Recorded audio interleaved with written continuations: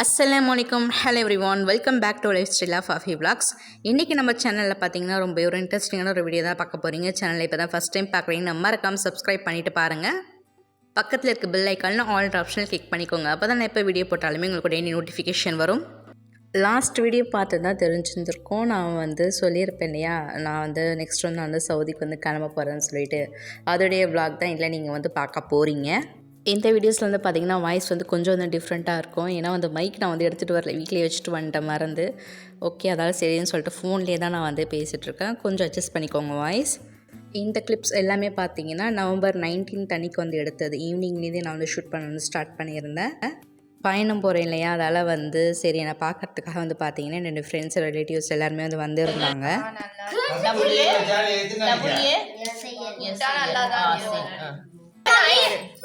ஒருத்தவங்களாவே இருந்தான்.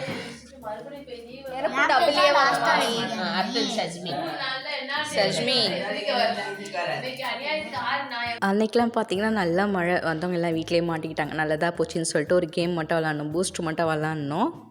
சின்ன பசங்களோட சேர்ந்து விளையாடும்போது பார்த்தீங்கன்னா அதுவுமே ஒரு ஜாலியாக இருந்துச்சு. ரெண்டு கொடுங்க.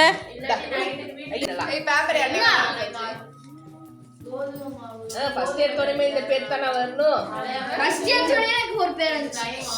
ஃபர்ஸ்ட் எடுத்தோனே இந்த பேர் வரணும். ஆமா, எனக்கு இந்த பேர் வரணும். எழுதுனீங்களாடி? எழுதினாங்க. லாஸ்ட் இந்த பேர் வரணும். ஐயோ, ஃபர்ஸ்ட் எடுத்தோனே இந்த பேர் வரணும். அல்லாஹ் ரஹ்மானே, என்னத்த சொல்ல. வாசி. ஃபர்ஸ்ட் எடுப்பா. என்ன பெரிய ஜாலியாக விளையாடிட்டே இருக்கக்குள்ள பார்த்தீங்கன்னா உம்ராக்கு போயிருந்தாங்களே எங்கள் வீட்டிலேருந்து. அவங்க ஃபோன் பண்ணியிருந்தாங்க, எல்லாருமே பேசிட்டு இருந்தாங்க கொஞ்சம் நேரம்.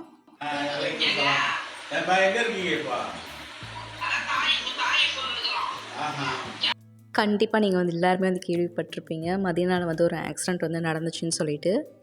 இவங்க உம்ரா போன சமயத்தில் தான் நடந்துருந்துச்சு. எல்லாருமே பார்த்தீங்கன்னா ஃபோன் பண்ணிலாம் கேட்டாங்க இந்த ஆக்சிடெண்ட் நடந்தப்போ அவங்க வீட்டு ஃபேமிலி யாராச்சும் அதில் இருந்தாங்களான்னு சொல்லிட்டு. அப்புறமேட்டா தான் தெரிஞ்சிச்சு இது நம்ம ஊரில் இல்லை, வெளியூர்காரங்க அப்படின்னு சொல்லிட்டு. அந்த ஆக்சிடெண்ட்டில் பார்த்தீங்கன்னா நிறைய பேர் மௌத்தாயிட்டாங்க. இன்ஷால்லா அவங்களுக்காக பார்த்தீங்கன்னா நிறைய துவா செய்யுங்க. அன்னைக்கு நேற்று டின்னர் பார்த்தீங்கன்னா எல்லாருமே வீட்டிலே தான் சாப்பிட்டோம். இடியாப்பம், இட்லி, அப்புறம் பரோட்டா, இது எல்லாமே வச்சுருந்தோம். நெக்ஸ்ட் எல்லோரும் கிளம்பி போனதுக்கப்புறம் பார்த்தீங்கன்னா எல்லாத்தையுமே கொஞ்சம் கொஞ்சமாக எடுத்து நான் பேக் பண்ண ஸ்டார்ட் பண்ணியிருந்தேன். பேக்கிங்லாம் நான் பார்த்தீங்கன்னா முழுசாலாம் பண்ணேன். எந்தெந்த திங்ஸ்லாம் வேணுமோ எல்லாத்தையும் ட்ராலி பேக்கில் போட்டு வச்சுட்டேன். அந்த திங்ஸ் எல்லாத்தையும் ப்ராப்பராக அடுக்கி வைக்கிறது பார்த்தீங்கன்னா எங்கள் சேச்சாவும் அப்பாவும் தான். ஏன்னா அவங்க தான் நல்லா கரெக்டாக பெர்ஃபெக்டாக வைப்பாங்க.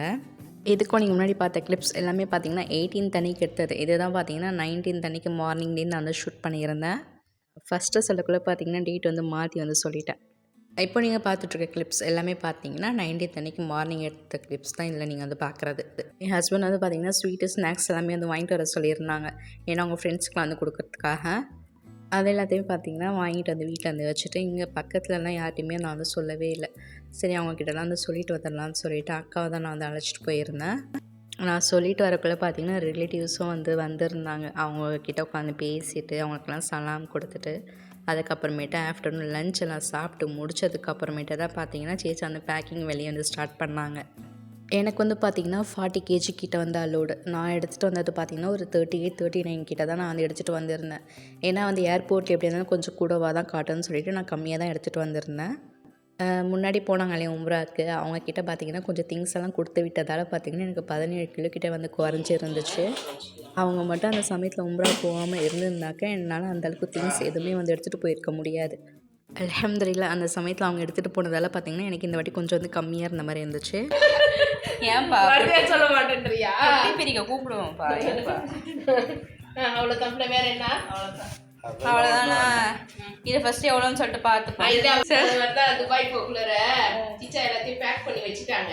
நான் என்ன பண்றது, அப்பப்போ எடுத்துட்டு சரி அந்த நைட்டி வேணாம் இந்த நைட்டி வச்சுட்டு போட்டு வீட்டு மாற்றி மாற்றி வச்சு உள்ள நோந்துட்டு என்ன பண்றேன்டாங்க. இல்லைங்க வேற இது இன்னும் 2-3 ட்ரெஸ் எல்லாம் எடுத்து இவனு பக்கத்து திண்டிவானத்துக்கு நோக்கி எடுத்தாங்க. ஏற்கனவே ஆல்ரெடி 40 கிலோ இருக்குது, உள்ளத்தை கொண்டு நோக்கி ஒரு பேக் மட்டும் பார்த்தீங்கன்னா பேக் பண்ணி முடிச்சாச்சு. அதால் கொஞ்சம் உட்காந்து ரிலாக்ஸாக உட்காந்து கொய்யாக்கா உட்காந்து சாப்பிட்டுட்டு உட்காந்துருந்தோம்.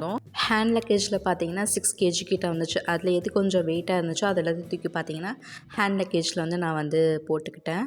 நெக்ஸ்ட் வந்து பார்த்திங்கன்னா ரேப் பண்ணுறது வந்து பார்த்திங்கன்னா வீட்டிலே வந்து பண்ணிட்டோம். ஏன்னா வந்து ஏர்போர்ட்டில் வந்து கொஞ்சம் காஸ்ட் வந்து அதிகம்.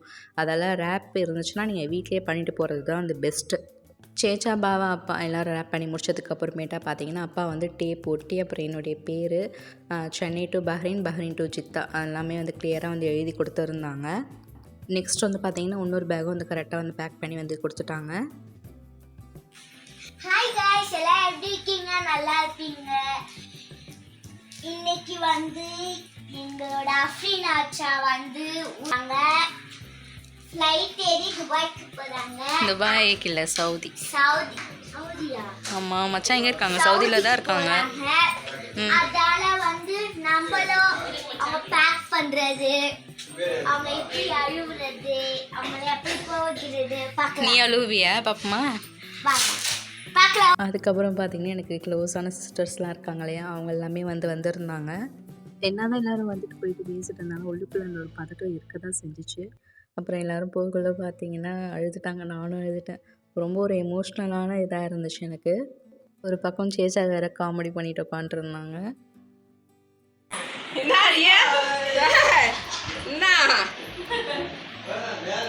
எங்கே போகிறீங்களா? ஜித்தா போகிறீங்களா? எத்தனை மணிக்கு ஃப்ளைட்டு? 5:30 யார் சொன்னாங்க 5:30ன்னு? யாரும் சொன்னாங்க? ஏர் ஹோஸ்டஸ் சொன்னாங்களா? அது சரி. அதுக்கப்புறம் பார்த்திங்கன்னா கிளம்பக்கூடிய டைம் வந்து வந்துடுச்சு. ஸோ எல்லாத்தையும் ஒரு வாட்டி சுற்றி பார்த்துக்கிட்டேன். இந்த ரூமை கொஞ்ச நாள் நான் அதை மிஸ் பண்ணுவேன்.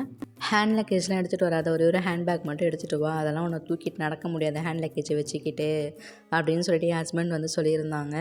வீட்டிலேருந்து கிளம்பக்குள்ள கூட கேட்டாங்க ஹேண்ட் லக்கேஜ் எடுத்துக்கிட்டியான்னு சொல்லிட்டு. நான் இல்லைன்னு தான் சொன்னேன். சரி அங்கே போய் பார்த்துப்போம் அப்படின்னு சொல்லிட்டு ஏர்போர்ட் போனதுக்கப்புறமேல தான் சொன்னேன், இந்த மாதிரி ஹேண்ட் லக்கேஜ் நான் வந்து எடுத்துக்கிட்டேன் அப்படின்னு சொல்லிட்டு. உன்னால் தூக்கிட்டு நடக்க முடியாதுன்னு சொல்லிட்டு சொன்னாங்க. அதே மாதிரி தான் நடந்துச்சு. என்ன நடந்துச்சுன்னு சொல்லிட்டு வீடியோ பார்த்துட்டே வாங்க நான் சொல்கிறேன். வீட்டிலே பார்த்துட்டிங்கன்னா நான் செம்மையாக நான் வந்து அழுதுட்டேன், அக்காவையும் பாவையும் பிடிச்சிக்கிட்டு. ஏன்னா எனக்கு எங்கேயுமே நான் விட்டுட்டு நான் போனது கிடையாது. நான் ஃபஸ்ட் டைம் இவங்க எல்லாரையும் விட்டுட்டு நான் வந்து ரொம்ப தூரம் நான் வந்து போகிறது, அதுவே எனக்கு ரொம்ப வந்து கஷ்டமாக இருந்துச்சு. என்ன தான் ஹஸ்பண்டை பார்க்க போகிறோன்னு சொல்லிட்டு ஒரு ஹாப்பியாக இருந்தாலுமே இவங்களெல்லாம் விட்டுட்டு போகிறோமேன்னு சொல்லிட்டு அந்த ஒரு கஷ்டமாகவும் இருந்துச்சு எனக்கு. அப்படியே பார்த்திங்கன்னா நானுமே வீட்லேருந்து வந்து கிளம்பியாச்சு. ஸோ சென்னைக்கிட்ட வந்து ரீச் ஆகவே பார்த்திங்கன்னா ஒரு 1 மணிக்கிட்ட ஆகிடுச்சு. அந்தளவுக்கு ரொம்ப டிராஃபிக்காக இருந்துச்சு. ஏர்போர்ட் கிட்டேயும் பார்த்திங்கன்னா நல்ல டிராஃபிக்காக தான் இருந்துச்சு. எனக்கு வந்து ஃப்ளைட் வந்து பார்த்திங்கன்னா ஒரு 5:30 கிட்ட. அதுக்குள்ளேயே பார்த்திங்கன்னா இமிக்ரேஷனில் வந்து ஒரு 2 o'clock கிட்ட போயிடலாம் அப்படின்னு சொல்லிட்டு நான் வந்து நினச்சிருந்தேன். அதே மாதிரி பார்த்திங்கன்னா 1:30 கிட்டே நாங்கள் வந்து ஏர்போர்ட் உள்ள நான் வந்து ரீச் ஆகிட்டேன். இங்கெல்லாம் பார்த்தீங்கன்னா எனக்கு ரொம்ப அழுகையாக இருந்துச்சு. நான் எதுவுமே சரியாக நான் பேசிக்க கூட இல்லை.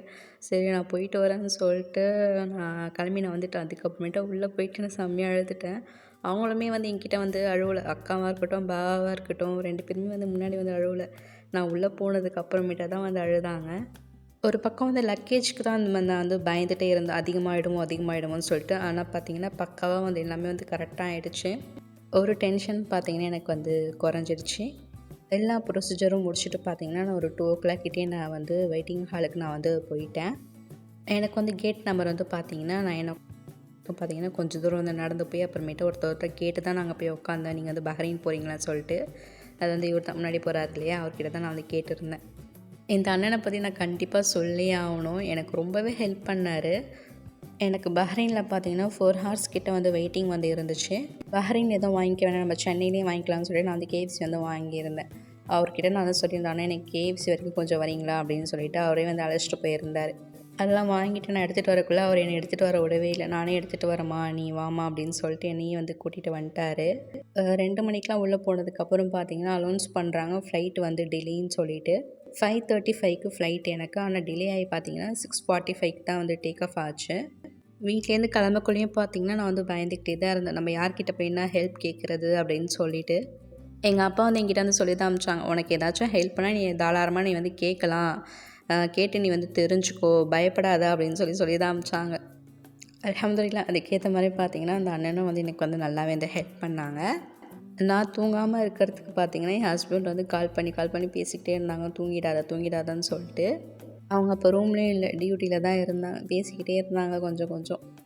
நான் போன ஃப்ளைட்டும் பார்த்திங்கன்னா கல்ஃப் ஏர்லைன்ஸ் தான்.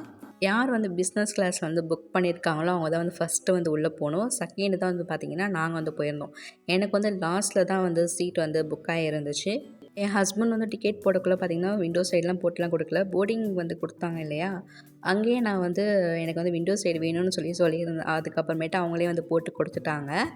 நீங்களும் ஃப்ளைட்லலாம் போகிற மாதிரி இருந்தீங்கன்னா நீங்கள் தாராளமாக வந்து கேட்கலாம். அந்த சமயத்தில் வந்து அவைலபிளாக இருந்துச்சுன்னா கண்டிப்பாக அந்த விண்டோ சைடு வந்து உங்களுக்கு வந்து போட்டு கொடுப்பாங்க. லக்கிலி எனக்கு அப்போ வந்து அவைலபிளாக இருந்துச்சு, அதான் எனக்கு வந்து கிடச்சிச்சு.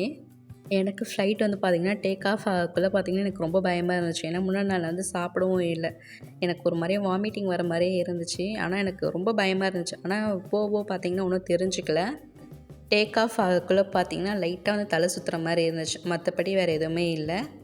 அதுக்கப்புறம் பார்த்திங்கன்னா ஒரு 1 ஹாரில் வந்து ஃபுட்டு வந்து கொடுத்துருந்தாங்க. மார்னிங் பிரேக்ஃபாஸ்ட் வந்து பார்த்திங்கன்னா இது தான் வந்து கொடுத்துருந்தாங்க. ஒரு 8 o'clockலாம் வந்து கொடுத்துட்டாங்க. டேஸ்ட் வைஸ் பார்த்திங்கன்னா எல்லாமே வந்து கொஞ்சம் வந்து ஆவரேஜாக தான் இருந்துச்சு. ஃபுட்டு கொடுத்து அது சாப்பிட்டு முடிக்கிற வரைக்கும் பார்த்திங்கன்னா ஃப்ளைட் வந்து மூவ் ஆகவே இல்லை. அதே இடத்துலே தான் இருந்துச்சு. அந்த பிளேட் எல்லாம் ஒரு ரிட்டன் வாங்கிட்டு போகிற வரைக்கும் அப்படியே தான் இருந்துச்சு. அதுக்கப்புறம் கொஞ்சம் நேரம் கழிச்சு தான் அந்த மூவ் ஆகவே ஸ்டார்ட் ஆச்சு. எனக்கு வந்து ஃப்ளைட் வந்து பார்த்திங்கன்னா சுத்தமாக அந்த தூக்கமே வரல. ஏன்னா பக்கத்தில் வந்து ஜென்ட்ஸ் வந்து இருந்தாங்க. தூக்கத்தில் அங்கே போய் சாஞ்சிருமோன்னு சொல்லிட்டு அந்த ஒரு பயத்துலேயே பார்த்திங்கன்னா நான் தூங்கவே இல்லை. ஒரு வழியாக பார்த்திங்கன்னா பஹ்ரைன் வந்து லேண்ட் ஆயாச்சு. நான் லாஸ்ட் வீடியோவில் சொல்லியிருந்தேன் இல்லையா, நான் சவுதி போக வேண்டியது ஆனால் டிலே ஆகிடுச்சின்னு சொல்லிட்டு. அது என்ன ரீசன்னா, எனக்கு வந்து பார்த்திங்கன்னா ஃபேமிலி விசாவே வந்து கொடுத்துட்டாங்க. ஆனால் வந்து இவங்களுடைய பாஸ்போர்ட்டில் வந்து என்னுடைய நேம் வந்து இல்லை. ஸோ அந்த ரீசனால் பார்த்திங்கன்னா என்னால் வந்து உடனே வந்து கிளம்ப முடியல. அவங்க பாஸ்போர்ட்டில் என் நேம் இல்லைனாலும் மேரேஜ் சர்டிஃபிகேட்டை வச்சு நம்ம வந்து ரெடி பண்ணி இருந்திருக்கலாம் போகிறதுக்கு. அந்த ப்ரொசீஜர்லாம் முடிஞ்சு வர பார்த்திங்கன்னா ஒரு 1 month கிட்ட ஆகிடும். இவங்க வந்து பார்த்திங்கன்னா வீடும் வந்து பிடிச்சிட்டாங்க. வீட்டோடைய ரெண்ட்டும் வந்து போகுது. சரின்னு சொல்லிட்டு நெக்ஸ்ட்டு நாங்கள் வந்து பார்த்திங்கன்னா உம்ரா விசா 90 days இருக்கு இல்லையா, அதை நாங்கள் வந்து அப்ளை பண்ணியிருந்தோம். அதுக்கப்புறம் பார்த்திங்கன்னா ஏஜென்ட் வந்து சொன்னார் ஒரு 3 days or 4 daysக்குள்ளே வந்துடும் அப்படின்னு சொல்லிட்டு சொன்னதால் பார்த்திங்கன்னா நான் எல்லா திங்ஸும் நான் வந்து வாங்கி வச்சுட்டேன். நானும் வெயிட் பண்ணுறேன். ஒரு ஃபோனுமே இல்லை. நானும் என் ஹஸ்பண்டும் மாற்றி வந்து கேட்டுகிட்டே இருந்தோம். அதுக்கப்புறமேட்டா சொல்கிறாரு உம்ரா விசா வந்து ரிஜெக்ட் ஆகிடுச்சு அப்படின்னு சொல்லிட்டு. ரிஜெக்ட் ஆகிடுச்சு, நாங்கள் வந்து அப்ளை பண்ணியிருக்கோம், ஒரு 3 days கிட்ட டைம் கொடுங்க அப்படின்னு சொல்லியிருந்தாங்க. சரி ஓகே, எவ்வளோ வெயிட் பண்ணியாச்சு, ஒன்று 3 days தானே அப்படின்னு சொல்லிட்டு நாங்களுமே வந்து வெயிட் பண்ணோம். அதுக்கப்புறம் தான் வந்துச்சு எனக்கு விசா. உம்ரா விசா வரத்துக்கு வந்து பார்த்திங்கன்னா ஒரு 16 days இல்லை 17 days கிட்ட ஆகிடுச்சு. ஜித்தா இல்லை மக்கா சரௌண்டிங்கில் இருந்தீங்கன்னா நீங்கள் உம்ரா விசா அப்ளை பண்ணால் ரொம்ப டிலே ஆகி தான் வரும். இல்லையே நீங்கள் வந்து ரியாத்து, தமாமு இங்கெல்லாம் இருந்தீங்கன்னா உங்களுக்கு கொஞ்சம் ஈஸியாகவே வந்து கிடச்சிடும், ரொம்ப சீக்கிரமாகவும் கிடச்சிடும். ஸோ அப்படியே வாங்க வீடியோ வந்து கண்டினியூ பண்ணிக்கலாம். அல்ஹம்துலில்லாஹ் ஒரு வழியாக பார்த்திங்கன்னா பஹ்ரைன் வந்து ரீச் ஆயாச்சு. பஹ்ரைனில் வந்து பார்த்திங்கன்னா எனக்கு 4 hours வந்து வெயிட்டிங் மாதிரி சொல்லியிருந்தாங்க. ஆனால் நான் வந்து 2 hours தான் நான் வந்து வெயிட் பண்ணியிருந்தேன். சென்னை டு பஹ்ரைன் வந்து பார்த்திங்கன்னா ஒரு 5.5 hours வந்து எனக்கு வந்து ட்ராவல் வந்து இருந்துச்சு. பஹ்ரைன்லேயே எனக்கு ஒரு பெரிய ஒரு சம்பவம் நடந்திருக்கும். கொஞ்சம் விட்டு தான் நான் அந்த ஃப்ளைட்டை நான் வந்து மிஸ் பண்ணியிருந்திருப்பேன். ஏன்னா எங்கள் ஃப்ளைட்டில் வந்து ஒரு பொண்ணு வந்து ரொம்ப ஸ்பீடாக போயிட்டு இருந்துச்சு. ஏன் ஸ்பீடாக போகிறீங்கன்னு சொல்லி கேட்டிருந்தேன். சென்னையில் டிலே ஆனதால் இப்போ ஜித்தாக்கு போகிற ஃப்ளைட் வந்து சீக்கிரமாக வந்து கிளம்புது அப்படின்னு சொல்லிட்டு வந்து சொல்லிடுச்சு அந்த பொண்ணு.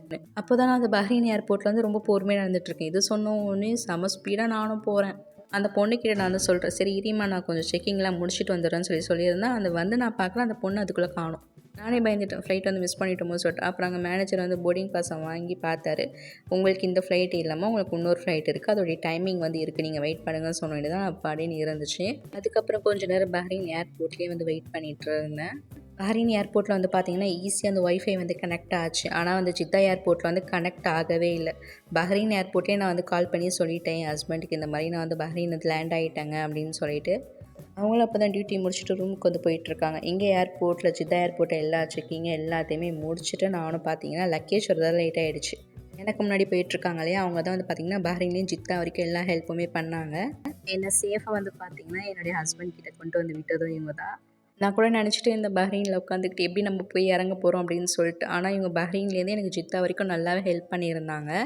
அவருடைய பொண்ணுக்கிட்ட அவர் எப்படி பேசுவாரோ அதே மாதிரி என்கிட்ட வந்து பேசிக்கிட்டே இருந்தார். அல்ஹம்துலில்லாஹ் இந்த மாதிரிலாம் ஒரு இது கிடச்சதுக்கு நான் நிஜமாக கொடுத்து வச்சுருந்துருக்கணும். லக்கேஜ் கொண்டு பார்த்தீங்கன்னா என்னை எடுக்க விடவே இல்லை, அவராக தான் எடுத்து வச்சார். வெளியே வந்தவொடனே கேட்டார், மருமக பிள்ளைக்கிட்ட வந்து சொல்லிட்டியாம்மா வந்துட்டாரா அப்படின்னு சொல்லிட்டு. அப்புறமே ஹஸ்பண்ட் கிட்ட வந்து சொல்லியிருந்தேன், இவர் தாங்க வந்து எனக்கு வந்து நல்லா ஹெல்ப் பண்ணாங்க அப்படின்னு சொல்லிட்டு. அதுக்கப்புறமேட்டு அவங்க 2 பேரும் கொஞ்சம் பேசிவிட்டு நெக்ஸ்ட்டு நாங்கள் வந்து கிளம்பிட்டோம். என் ஹஸ்பண்டை பார்த்த உடனே தான் பார்த்திங்கன்னா எனக்கே நிம்மதியாக இருந்துச்சு. எனக்கு அந்த பதட்டத்தில் ஃபோனை கூட நான் வந்து எடுக்கவே இல்லை, பார்த்தா போதுன்ற மாதிரி இருந்துச்சு. அல்ஹம்துலில்லாஹ் ஒரு வழியாக பார்த்திங்கன்னா ஜித்தா வந்து ரீச் ஆயாச்சு. அந்த சமயத்தில் ஜித்தா ஏர்போர்ட்டில் மெட்ரோவும் வந்து நிற்கல, நடந்தே வந்தோம். அவ்வளோ தூரம்ப்பா, ரொம்ப தூரமாக இருந்துச்சு. ரொம்ப டயர்டாகவும் ஆகிட்டேன் நான். அதான் நானும் ஒரு விஷயம்னு நினச்சேன். அதாவது தான் சொன்னாங்க போல் ஹேண்ட் லக்கேஜ்லாம் எடுத்துகிட்டு வராதுன்னு சொல்லிட்டு. ஆனால் அதையும் தூக்கிக்கிட்டு நான் அலைஞ்சது செம்ம டென்ஷன் ஆகிடுச்சு எனக்கே. எனக்கு ரொம்பவுமே டயர்டாக இருந்துச்சு. அதுக்கப்புறம் பார்த்தீங்கன்னா ஏர்போர்ட்டுக்கு வந்து கம்பெனி வண்டியிலேயே வந்து இவங்களும் வந்துட்டாங்களா.